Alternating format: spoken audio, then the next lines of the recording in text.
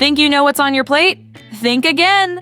You might be shocked by how many foods aren't what they seem. On spice racks nationwide, you'll find small brown bottles labeled vanilla, but what's inside can vary greatly. Real vanilla extract and imitation vanilla may look the same, but their origins and ingredients are quite different. According to America's Test Kitchen, about 80% of the world's vanilla comes from Madagascar.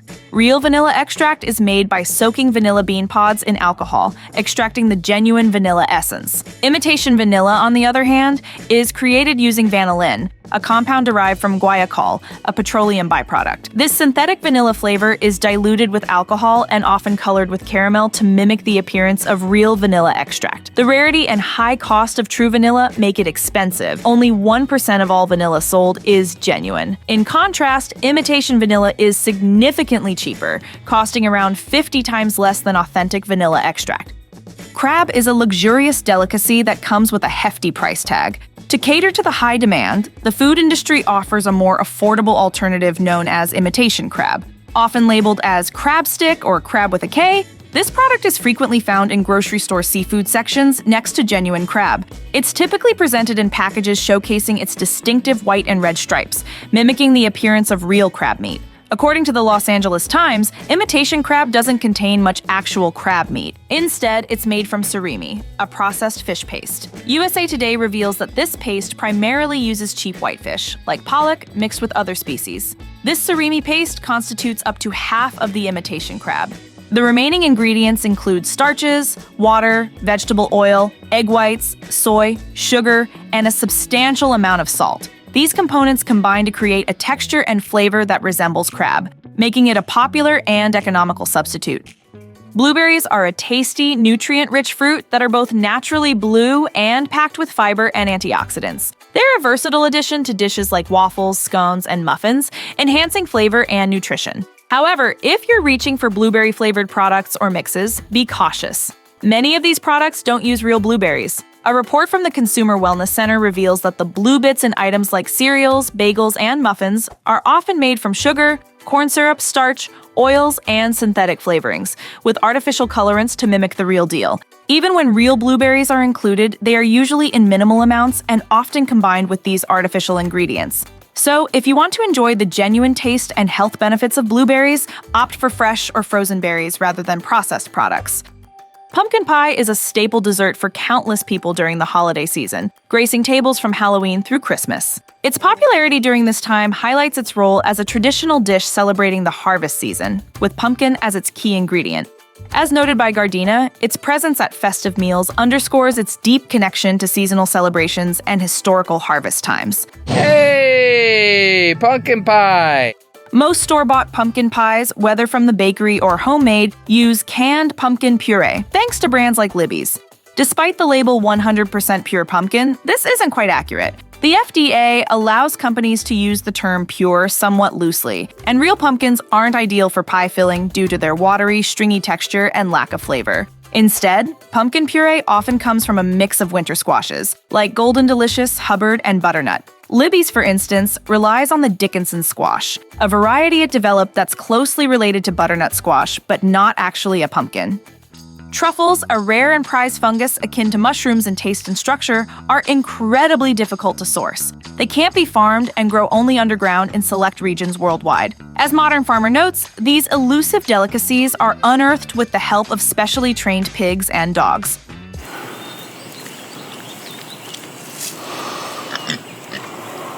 Good find, girl. Just a few shavings of authentic truffles are enough to elevate a dish, which is fortunate given their exorbitant price, often reaching thousands of dollars per pound. To satisfy the demand for truffle flavor at a more accessible price, many turn to truffle oil.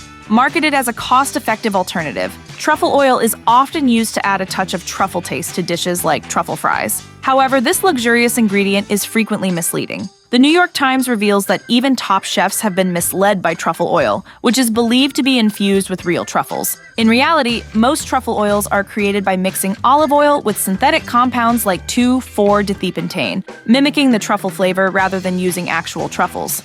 The tuna in your deli sandwich or at a high-end restaurant might not be the genuine article. In 2013, the conservation group Oceana released the findings from a 2-year study analyzing 1,200 fish samples from sushi bars across the U.S. Their DNA testing revealed that a third of these samples didn't match the fish they were supposed to be. Tuna and red snapper were particularly misrepresented, with about 60% of tuna labeled as such being imposters, and a staggering 87% of red snapper being different fish entirely. Lobster, often associated with luxury, is surprisingly frequently substituted. Mainstream eateries like Red Lobster and fast food chains such as Long John Silver's have been known to serve seafood labeled as lobster that is actually langoustine, a cheaper crustacean sometimes referred to as langoustine lobster. This isn't a variety of lobster, but a blend of inexpensive crab and shrimp parts. Even the supposedly high-end grouper is not always what it seems.